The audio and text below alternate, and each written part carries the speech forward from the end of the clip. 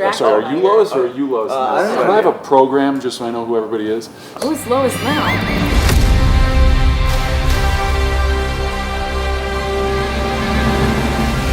Hi, I'm Aryan from Corenswet Cinemas, Malaysia. Nice to speak to you all today. I'll just do my Lois impression. Great. This is my imaginary tape recorder. So, David, Rachel, what's it like being Superman and Lois?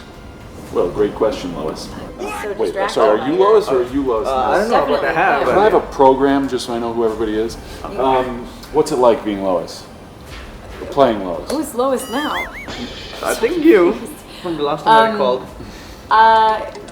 What? What it's like being Superman. Yes. Playing Superman. It's really cool to get to play a character who is already so much in the public consciousness. It's sort of like the most fun version of getting to play a great Shakespearean character, or I guess that's sort of the, I don't know, what, you know. It's a little like theater in that all these roles have been embodied by actors that we admire before us. They've lived so many different lives before we got to live this one with them. Yeah. It's pretty cool. I love that you mentioned theater, because that scene that you guys had, I was like, I come from a musical background and I was like, okay, this feels like a play, and you guys were perfect in that. David, also, I love that there's a subtle difference in the tone of your voice and your body posture whenever you switch between Clark Kent and Superman. I was wondering if that was inspired by the late great Christopher Reeve, or was that something you and James discussed before shooting the film? It was mostly inspired by Chris Reeve, who, you know, being the first big screen Superman and having made such, I mean, it's almost an understatement to just say made an impact. He created the character on the big screen for so many people and still endures as sort of the original big screen Superman. And that scene where he does it in the original movie is so iconic and so well done, and so much in just the way he changes his voice and his posture. There are also some great drawings. I forget whether they're Grant Morrison or Frank Quiley, but some great drawings for the comics where they're laying out the difference in Clark Kent's posture from Superman's posture.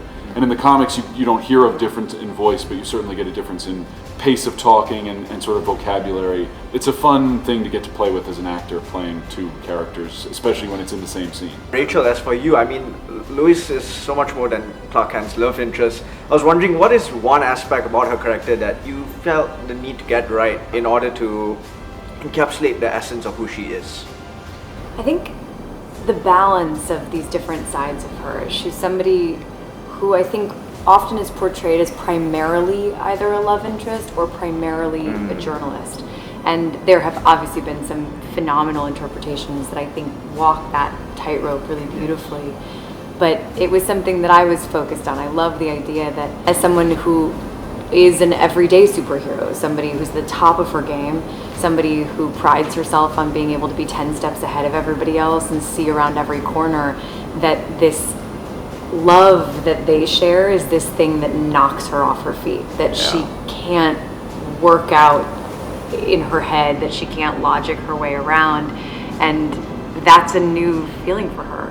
And I feel like James gave us this great roadmap to look at all of the different sides of these characters, but also to watch her in particular in a way that was fun for me to portray, grapple with that. Have you been to Malaysia?